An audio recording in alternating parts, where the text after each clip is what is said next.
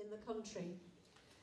Now we move on to our next speaker, who is Steve Gillan, the General Secretary of the Prison Officers Association.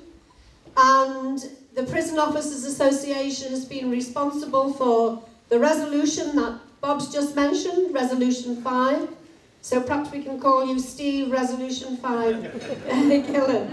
And we really acknowledge and applaud the POA.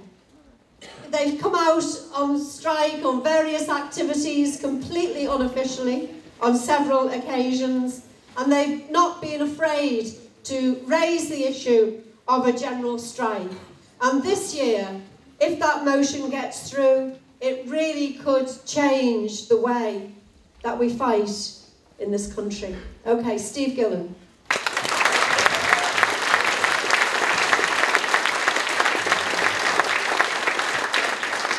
Thank you, comrades. And one of the reasons that the POA put this resolution forward was because of what Mark has just outlined of Remploy workers. They can bail out the bankers, but they can't keep the Remploy factories open. We think that's an absolute disgrace. But what we also say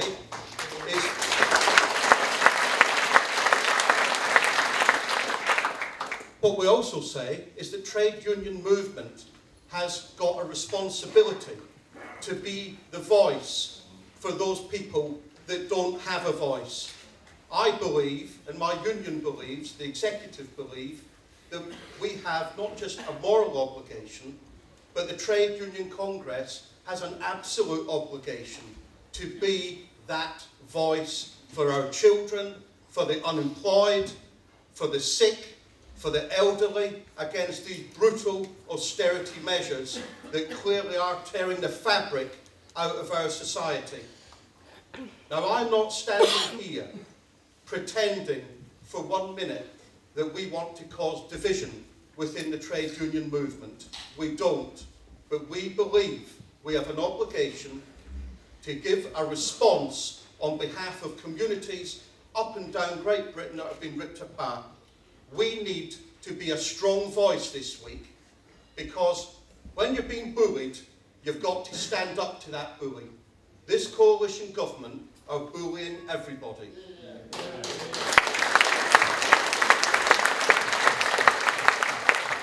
And what you can't do is ignore that and walk away from it. So we want to use the 20th of October as just a foundation and a platform to kick on from there. And that is why we have worded the motion very carefully, because in the past we have worded motions just calling for a general strike and it gets defeated. It doesn't get past first base.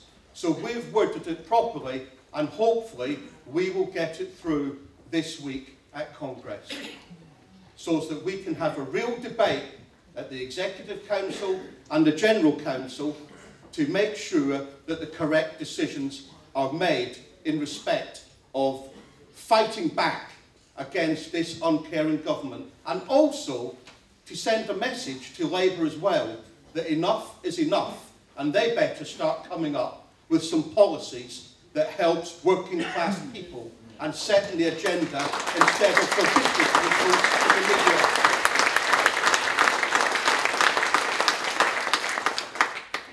I have absolute respect for all my colleagues on the General Council, and I have absolute respect for every affiliated union. And I do not want to cause division, but what I do want to see is us focusing properly on the realities that no one union can defeat this government by itself. The only way that will happen and get them to change the agenda from the damaging austerity measures is if we stand as one and lead different communities and be one voice through the trade union movement, irrespective of industry. That's what the message should be this week to this coalition government, that you've threatened us enough, and we will now take up that mantle and threaten them with the prospects of a general strike.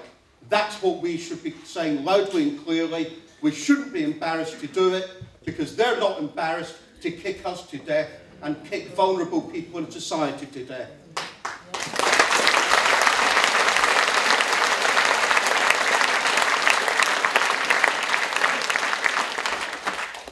My members were proud because we're shackled by the anti-trade union legislation. And I've always said, and I know past General Secretaries have said, Brian Caton's in the room, that where our members tell us that they want to take action, then that is exactly what we will do.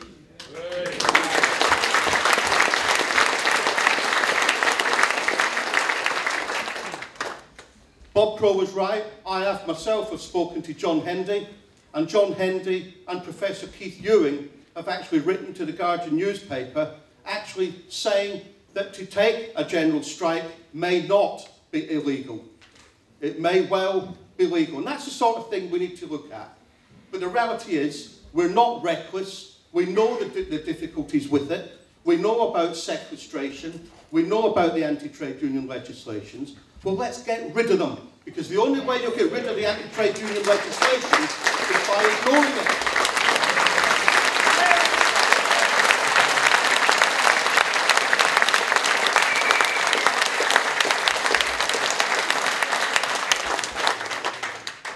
On this, colleagues, because I know we're running out of time.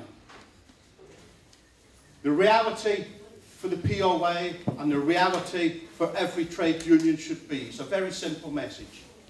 They will only stop chasing us when we stop running. Thank you.